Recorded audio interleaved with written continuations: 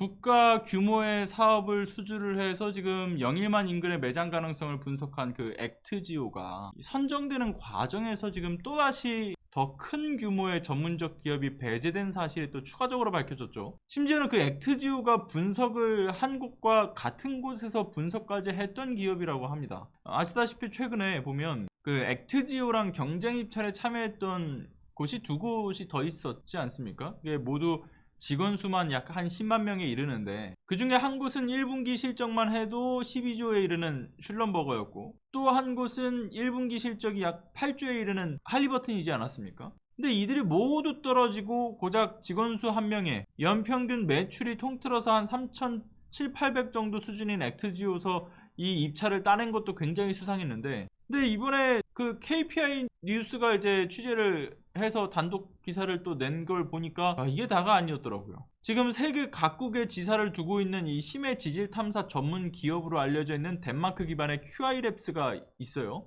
근데 그 QI랩스가 해당 광구에서 이미 탐사를 진즉에 참여를 했던 사실이 또 확인이 된 거죠. 액트지오랑 성격이 거의 비슷한 회사라고 하는데 더 전문성이 있는 곳이고 더 규모가 큰 회사입니다. 근데 이 QI랩스라는 회사, 이미 세계적인 에너지 개발 업체로 유명세를 타고 있는 우드사이드가 주요 고객으로 알려져 있고요. 심지어 우드사이드가 이제 매장 가능성이 없다, 경제성이 없다 이렇게 판단하고 손을 털고 나간 이후에도 지난 22년 4월쯤에 왜 석유공사에 의해서 추가로 탐사 사업을 취득했던 쉐어워터 지오 서비스가 있잖아요. 쉐어워터가 3D 물리 탐사를 할 때 당시에도 함께 해당 지역에 대한 정밀 탐사를 진행했다라고 해요, QI랩스가. 그런데 또 23년 1월에 우드사이드가 최종적으로 손을 털고 난 이후에 같은 해 2월에 이제 액트지오에게 이 물리탐사의 어떤 심층 분석 계약을 체결을 정부가 했죠. 그런데 또 바로 다음 달에 쉐어워터랑도 이제 그 6-1 광구 북부 지역의 어떤 3D 물리탐사 계약을 또 추가로 맺었을 때 역시도 QI랩스가 이 쉐어워터사의 그간의 어떤 파트너로서 지난번에 참여했던 전적이 있기 때문에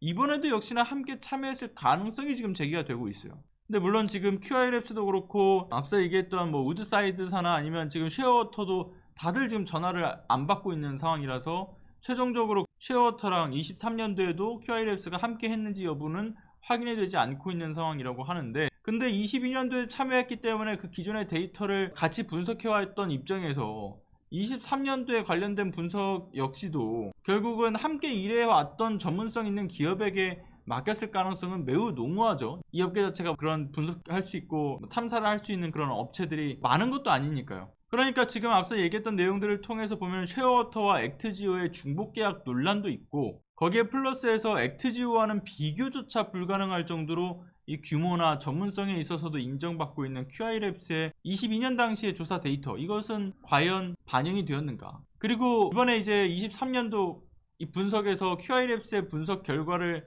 의뢰를 했던 것인지, 그러니까 쉐어워터와 함께 공동 참여를 했던 것인지. 근데 만약에 공동 참여가 어쨌든 아니더라도 23년도에 결국은 이 액트지오가 최종적으로 선정되기 이전 단계에서 왜 이 QI랩스를 배제하고 액트지오를 선정했는가, 상당히 좀 납득하기 어려운 문제가 지금 수면 위로 올라온 거죠. 그러니까 역시나 모종의 이해관계에 따라서 아브레우 박사에게 일감을 몰아주게 했던 것은 아닌지, 또는 그간의 의혹에 따라서 페이퍼 컴퍼니를 통해서 이 자금 세탁의 목적이 있었던 것은 아닌지, 결국 그 논란은 더 커질 것으로 보여집니다. 그리고 계속해 업데이트되는 논란, 이번에 밝혀진 게 이게 하나가 아니지 않습니까? 또 어제자 경향신문의 보도에도 따르게 되면요, 심지어 액트지오의 분석 결과에 대해서 검증 및 평가를 담당했던 국내 자문단의 불공정 논란도 터져 나왔죠. 그러니까 이들이 서로 짬짬이 했을 가능성이 지금 제기가 된 거예요. 자, 이미 지난번에 왜 액트지오의 소유주였던 사람인가 동시에 고문인 아브레우 박사가 해외 검증단이 지금 자신의 지인 관계로 엮여있다는 논란에 이어서 이번에 밝혀진 거는 동해 그 심해 탐사 평가에 대한 작업을 총괄했던 석유공사 담당이 있어요. 곽원준 수석위원인데, 곽원준 수석위원과 국내 검증단 위원들 역시도 논문의 공동저자로 엮여있다는 사실도 드러났죠. 액트지오 평가 자료를 검증했던 국내 자문단에 소속된 사람들의 면면을 보게 되면요, 공주대 지질환경과학 분야의 모 교수가 참여를 했고, 그리고 한국지질자원연구원의 모 박사, 이렇게 해서 3명으로 구성이 되어 있었는데 지금 이 3명 중 2사람과 앞서 말씀드린 총괄인 곽원준 석유공사 수석이 2014년에 논문의 공저자로 이름을 나란히 올리게 된 것이 밝혀지게 된 거예요. 이에 대해서 석유공사 측에서는 뭐라고 주장을 하냐면요, 이 분야가 전문가들이 워낙 좀 풀이 협소하지 않냐, 그러니까 이럴 수밖에 없었다, 이해를 좀 해달라, 이런 입장이에요. 그런데 앞서 말씀드렸던 아브레오 박사와